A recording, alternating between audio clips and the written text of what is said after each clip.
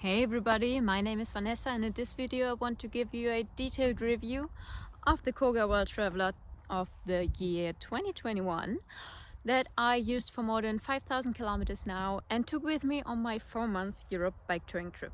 Now, big disclaimer before I jump right into it, I'm by no means a professional. This is just my personal review and I hope it helps you in any way, shape or form. KOGA is a Dutch company that's well known for its WorldTraveller series in the context of bike touring for years now. The bike comes in two different frame shapes, a diamond form frame shape and a step-through frame shape.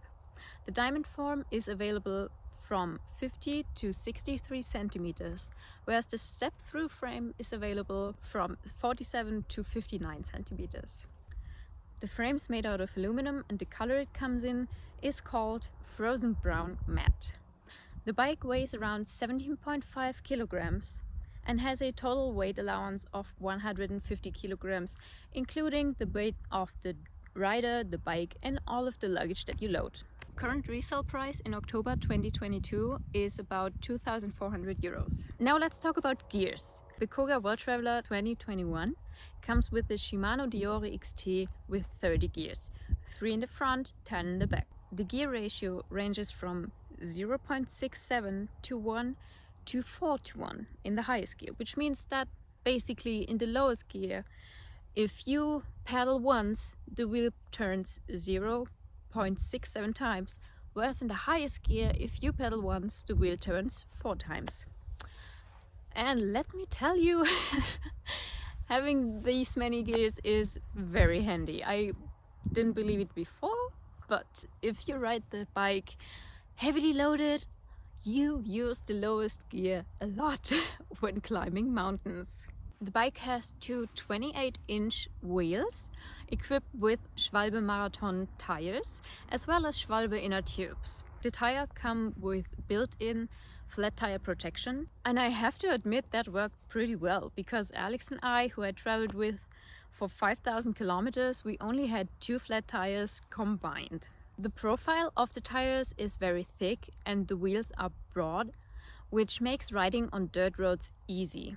The 2021 model is the first one in the KOGA WorldTraveller series to come with pre-installed hydraulic disc brakes, and the disc brakes used are Shimano MT400. The front light is a Busch & Müller EYC with 50 lux. It has a sensor built in that turns on the light automatically if you need it, depending on the outside. On the handlebar, we find Ergon GP3 grips and a pre-installed Bell VDEC Compact in silver. It has a rack in the back with an allowance of 25 kilograms, as well as a pre-installed lowrider. It allows for 15 kilograms of load and has a built-in little kickstand, which prevents the wheel from movement. This little kickstand might look a bit funny at first, but it's extremely handy to have something that prevents movement in your front. Well, I have to say, the kickstand in the front, it does the job, although whilst traveling I've seen way better techniques of ensuring a stable front wheel. From time to time I had heavy difficulty of moving the kickstand. It needed a lot of adjustment and a lot of oil. So the bike came with other pre-installed items or gadgets, but most of them I already removed, and here's why. So the saddle that I received my bike with was not the original saddle, but I think due to delivery problems, we all know that's been the case recently, right? They couldn't deliver the bike with the original saddle. The one they used as an alternative was of very poor quality. I have to say, it was not the outer material was not glued in correctly, and it was already loosening when I bought the bike. I really had to replace that with a better saddle, and I just used one that I found on a Cube bike that I tested. The pre-installed KOGA pedals were totally flat and had no spikes or anything like that. Now, when I used the bike for commuting to work back in Germany before starting the trip, I actually had 2 quite dangerous experiences where I just slipped off the pedals whilst being in traffic, and that's just not really something that you want to experience. So I had to remove them immediately and bought some with way more grip. The bike that I have, so that's like the woman's version, came with one water bottle and a bottle cage, whereas the men's version come with two, but we pay the same price, you know. That water bottle only holds 550 milliliters and smelled so much like plastic that I didn't even consider using it. Also, I think selling a travel bike that's supposed to be used on longer tours, 550 milliliters won't get you anywhere. So why not just don't deliver something like this with the bike and reduce the reselling price a bit? I don't know, just an idea. Another gadget that I found completely useless was the pre-installed lock. It was a ring lock in the back wheel that weighed almost a kilogram. I removed that because I think securing a more than 2,000 euro bike with a simple ring lock is not really a good idea. I mean, you can just carry the bike away.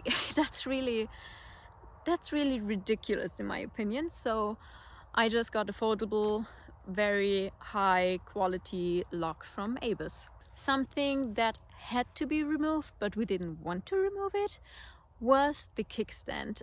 Alex's kickstand broke after 2 weeks, whereas both of our kickstands developed another problem. There is a soft rubber ending that should enlarge the surface a bit where the kickstand touches the ground. Anyways, that soft rubber is so soft that it developed a hole after, not even 2 weeks of using it.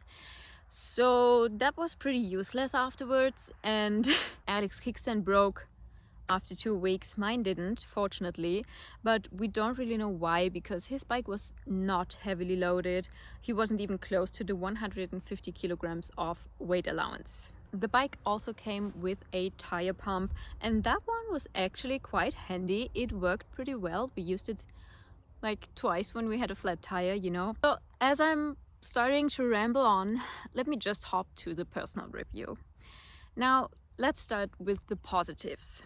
I have to say, the KOGA WorldTraveller convinced me with a very positive and safe and secure feeling whenever riding the bike. So it's a very stable bike, which is perfect if you use it as a travel bike. A lot of the components that I used, like the light and the tires, I loved. They are amazing.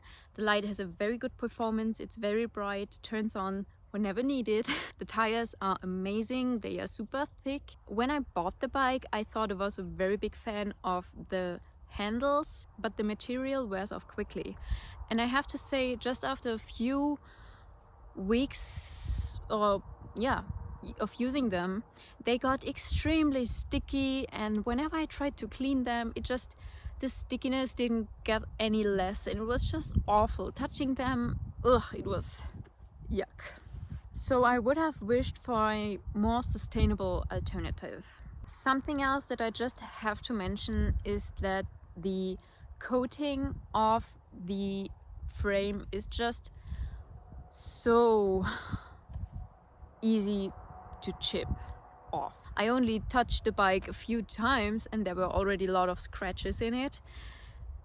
Unfortunately, once Alex placed his bike a bit too close to mine when we wanted to lock it, and he chipped off a huge portion of the coating, so that was a bummer. I just kind of expected it a bit more to be a bit more robust, you know. I mean, it's supposed to be a travel bike. You should take that bike with you to, I don't know, cross the equator or something. Well, as I'm speaking of the frame, I just have to address it. I am really not a fan of this shape.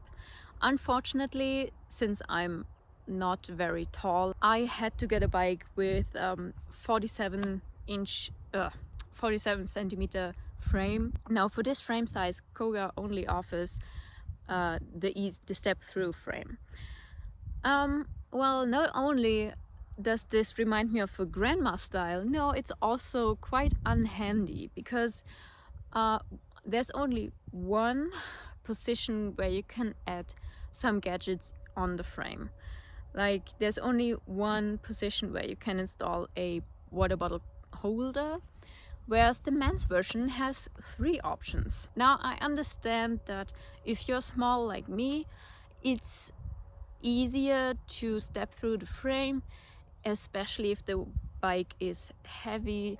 But in my opinion, there would have been no problem to just add 2 holes on the upper pipe, so that at least it would have been possible to screw in another bottle holder. Probably the biggest flaw for me was the kickstand. I just got the impression that if you pay more than 2,000 euro for a bike, it should not be a problem to just install a better kickstand. I mean, it doesn't have to be expensive. Alex bought another one after his broke for 20 euros, and that one's just great. Okay, wrapping this up. Is the KOGA WorldTraveller 2021 a bike you should get or not?